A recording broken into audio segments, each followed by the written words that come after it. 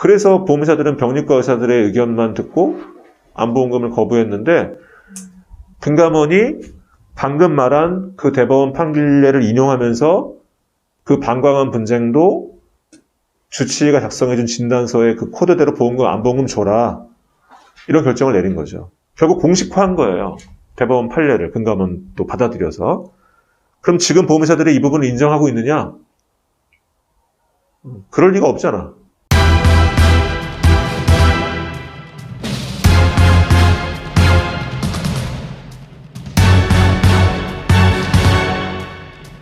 암, 유방암 또는 남녀 생식기 관련암, 기타 피부암, 갑상선암 및 대장전망내암의 진단 확정은 병리 또는 진단검사 의학의 전문의 자격증을 가진 자에 의하여 내려져야 하며 이 진단은 조직검사, 미세바늘 흡인검사 또는 혈액검사에 대한 현미경 소견을 기초로 하여야 합니다. 그러나 상기에 의한 진단이 가능하지 않을 때에는 피보험자가 암으로 진단 또는 치료를 받고 있음을 증명할 만한 문서화된 기록 또는 증거가 있어야 합니다. 이것도 엄청난 분쟁이 많이 있었어요. 이 내용은 일단 나머지 애들은 일단 빼고 암만 갖고 얘기합시다. 암에 대한 진단 확정에 대한 정의예요, 이게. 암에 대한 진단 확정의 정의라고. 이 동그라미 6번이. 이 진단 확정은 누가 내려야 된다고 써 있냐면 병리 또는 진단검사 의학의 전문의 자격증을 가진 자에 의하여 내려져야 하며 이렇게 돼 있죠.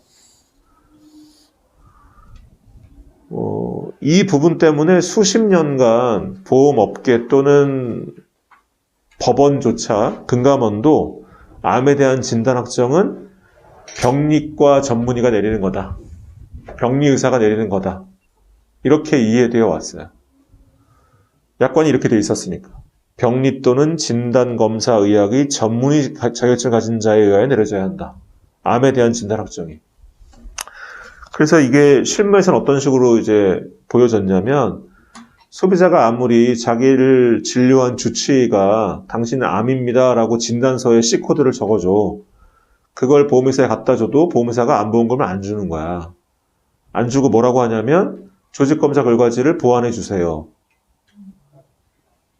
왜? 조직검사 결과지의 내용을 가지고 암인지 아닌지를 판단하겠다는 뜻이죠. 주치의가 진단서에 써준 진단코드 인정하지 않는 거예요. 그 근거가 됐던 내용이 바로 약관의 이의 규정이에요. 이것 때문에 소비자들은 되게 억울한 일이 많았죠. 왜냐하면 병리과 의사도 의사지만 임상의사, 환자를 직접 돌보고 치료 계획을 수립하는 의사도 의사거든. 근데 그 의사가 뇌과 의사냐, 외과 의사냐, 비뇨기 관련 의사냐, 또는 뭐 이런 다른 과 의사냐에 따라서 의사들마다 의견이 달라요. 이 질병이 암이다 아니다 이렇게 생각하는. 근데 그 의사들과 조직검사하는 그 병리과 의사들의 의견이 또 다르고. 그러면 어떤 의사들의 입장을 가지고 암보험금을 평가할 거냐? 이 문제가 발생할 수밖에 없는데 수십 년간 병리과 의사의 의견을 인정해 왔다는 거지. 그래서 조직검사 결과지를 갖고 판단한 거예요. 근데 몇 년 전에 대법원이 그걸 뒤집었어요. 약관을 이렇게 해석하면 안 되는데.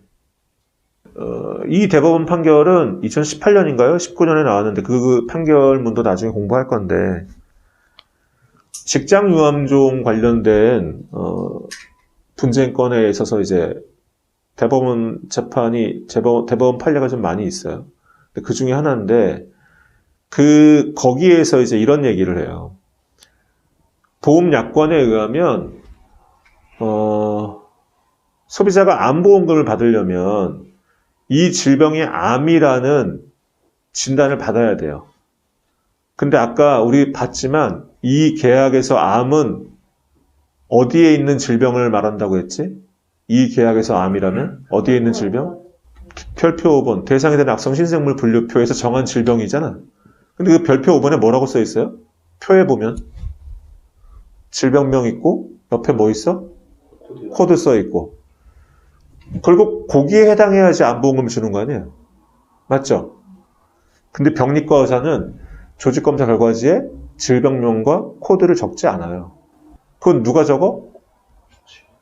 주치의가 적지. 임상의사가. 어디에다가? 진단서에. 병리과 의사는 주치의가 아니란 말이에요. 조직검사하는 사람이지. 그래서 그 사람이 작성하는 조직검사 결과지에는 뭐가 적히냐면 얘가 어느 세포로부터 기인한 암종이고 어디까지 파고 들어갔고 이 세포의 분화도는 어떻게 되어 있고 이런 개의 어떤 속성이랄까? 그 내용을 쫙 적어놔요. 물론 그 적으면서 병리과 의사는 생각하지.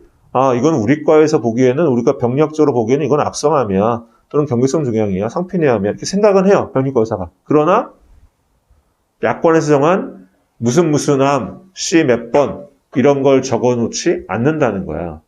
조직검사 결과지에. 대법원이 그 부분을 지적했어요.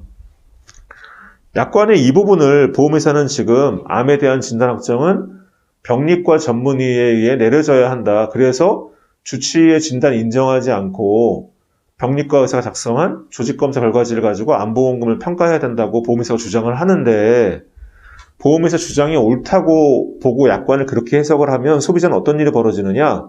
어떠한 경우라도 암보험금을 청구할 수가 없다. 왜?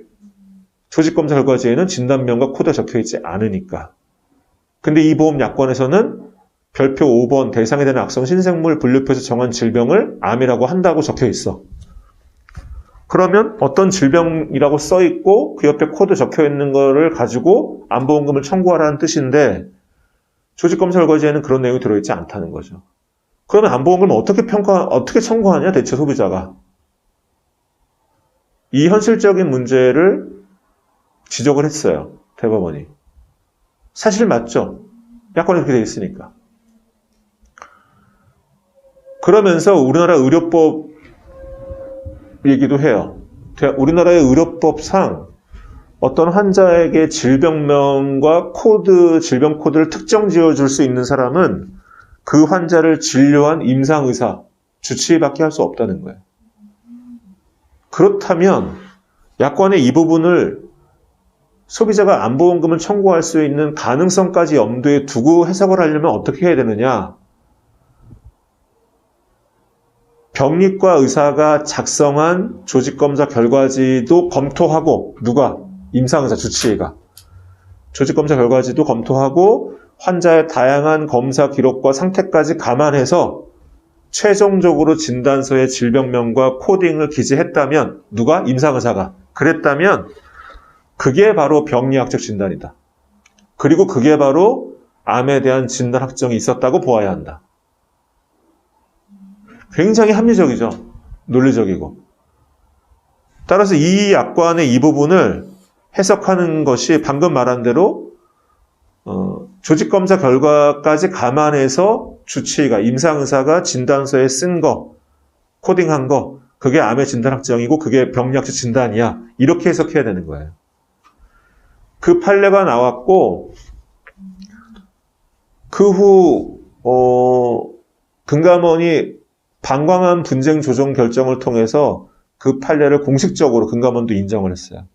방광암도 병리과 의사의 의견들과 비뇨기과 의사의 의견들이 완전히 대립하는 영역이 좀 많거든. 그래서 실제로 실무에서 주치의가 당신 방광암이에요라고 진단서 써줬어도 소비자들은 그걸로 암보험을 못 받는 일들이 너무 많았어요. 과거에도. 지금도 그렇고. 조직검사 결과지 상으로는 악성암이 아니라는 의견들이 경계성 종양이나 상피내암이라는 의견들이 있었거든. 근데 임상의사는 방광암에 대해서 암이라고 C코드를 정말 많이 줘요. 왜냐하면 방광암은 굉장히 많이 재발하거든. 재발하면 또 자르고 또 자르고 또 자르고 결국 다 드러나는 경우가 많아요. 그런 환자들을 많이 진료하다 보니까 임상의사들은, 비뇨기과 의사들은 방광암에 대해서 암이라고 C코드 적어주는 게 굉장히 많은데 병리과 의사들은 그렇게 생각 안 하는 거야. 그래서 보험의사들은 병리과 의사들의 의견만 듣고 암보험금을 거부했는데 금감원이 방금 말한 그 대법원 판결례를 인용하면서 그 방광암 분쟁도 주치의가 작성해준 진단서에 그 코드대로 보험금, 암보험금 줘라. 이런 결정을 내린 거죠. 결국 공식화한 거예요. 대법원 판례를 금감원도 받아들여서. 그럼 지금 보험회사들이 이 부분을 인정하고 있느냐? 그럴 리가 없잖아. 잣대가 두 개가 있어요, 보험회사들은 지금. 조직검사한 의사의 의견은 예를 들면 경계성 종양이야. 근데 그 사람을 진료한 의사, 비뇨기과 의사들의 의견이 다 다를 거 아니에요? 의사도 또 생각이 다르거든. 어떤 의사는 암이라고 보고 어떤 의사는 뭐 경계성 종양이라고 보는 거야. 근데 이 의사가 암이라고 했어. 진단 써줬어. 그럴 땐 보험회사들은 소비자가 그 진단서 갖고 오면 조직검사 결과지 달라고 해서 조직검사 결과지를 기본으로 암보험금을 평가해야 되는데 당신은 경계성 종양이에요 라고 암보험금을 안 줘요, 지금도. 근데 이제 이런 경우도 있죠. 병리과 의사가 보기에는 암이야. 근데 주치의가 암이 아니라고 썼어. 그럴 때는 보험회사가 뭐라 그래? 주치의가 진단서 써준 대로 암이 아니라고 하지. 이런 일은 매일 벌어져요, 매일. 수도 없이. 소비자가 판례를 모르고, 약관도 우리가 지금 보고 있지만, 오해하기 딱 좋게 써있잖아, 지금도. 우리가 지금 동그라미 6번을 봤는데, 이 동그라미 6번 안에도 어마어마하게 다양한 분장이 들어있어요. 그러니까 이거를 혼자 읽어서는 도저히 공부할 수가 없는 거야.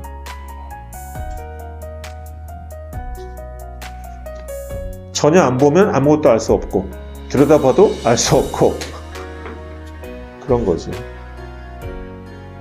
근데 이런 걸 알고 고민하면서 상품 설계하는 사람을 만나면 고객은 행운인 거지. 그나마.